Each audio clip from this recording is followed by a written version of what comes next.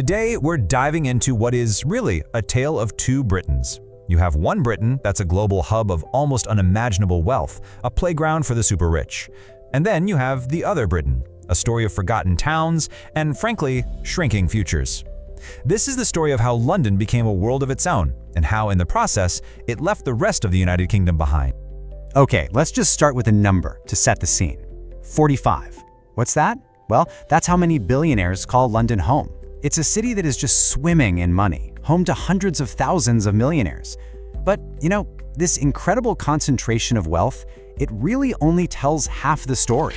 Because while London is booming, other parts of the UK are facing some really shocking realities. And this right here, this is one of the most disturbing comparisons you'll see. I mean, just think about this for a second.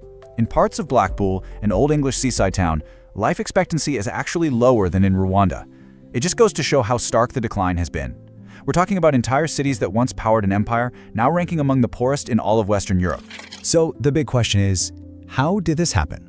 How did the United Kingdom become so divided? To really understand that, we've got to go back in time.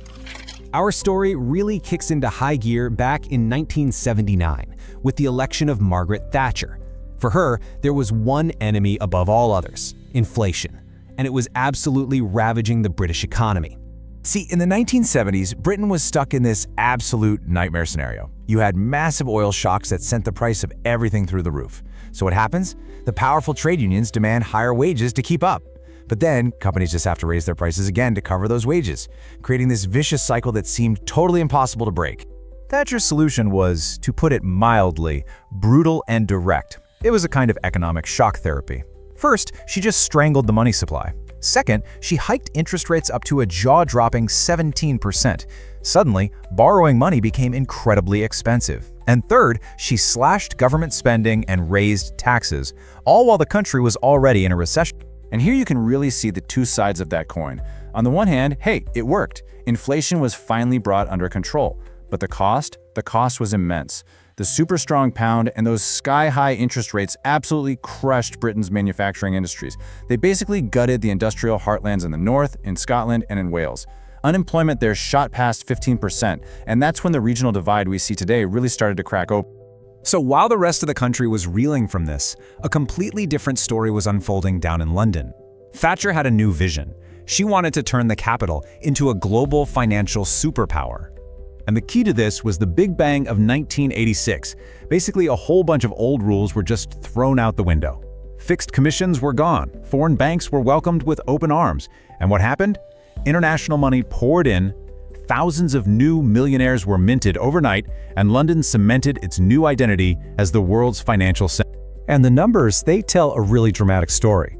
As London's financial sector took off, the old economy just collapsed. Back in 1979, manufacturing was almost 30% of the UK's entire economy. By 1990, just over a decade later, that figure had been nearly cut in half, down to just 16%. The entire economic engine of the country had fundamentally changed.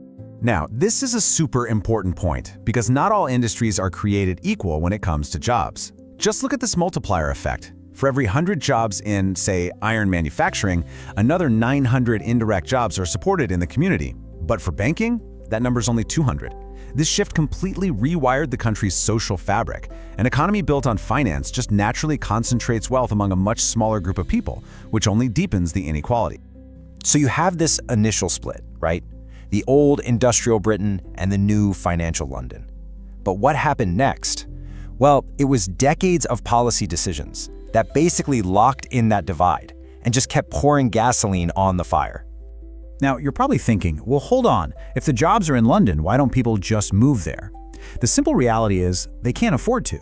Sure, London incomes look higher on paper, but the city's astronomical housing costs just wipe out almost all of that advantage. For most people, it just doesn't make any economic sense to move. And the social fallout from this housing crisis, it's just staggering. A shocking 2% of all Londoners are considered homeless. Just compare that to other huge global cities. New York, Paris, Toronto. London is in a league of its own, and absolutely not in a good way.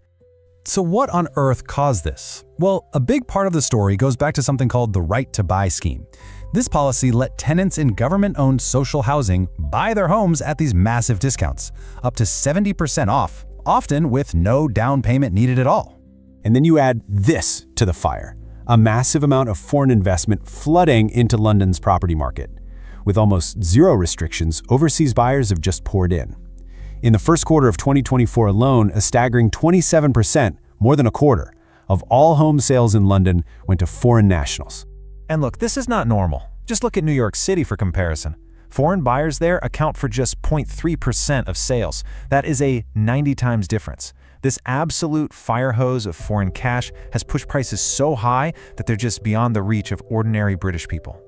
But the inequality doesn't stop with housing. Oh no, it's baked right into the country's infrastructure. Take a look at transport spending. London gets nearly £1,200 per person. Compare that to the Northeast at just £430, or the East Midlands at even less. For decades, this chronic underinvestment has starved other cities of the modern connections they desperately need to grow and compete. And guess what? It's the exact same pattern when you look at research and development spending. London gets £60 per person, the North, 21, the Midlands, a paltry 14. It creates this reinforcing loop, right? London gets the funding, so its companies grow faster, which attracts more private money, which then justifies even more public funding. Meanwhile, the places that need that investment the most are just left with scraps. So where does this all leave us? What's the long-term legacy of decades of these lopsided policies? Well, it's a future that really seems to have been designed for one city, often at the expense of an entire nation. And this, right here, is the result of everything we've just talked about. I want you to just let this fact sink in for a moment. Not a single region in the United Kingdom north of the capital has a GDP per person that is higher than the national average. Every single one is poorer. The entire economic map of Britain has been redrawn, and it all points to London. You know, in the end, maybe this quote just says it all.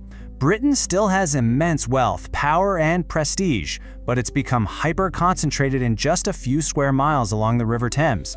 And for almost everyone else, that promise of prosperity feels more and more distant, leaving a kingdom that is starkly and tragically divided.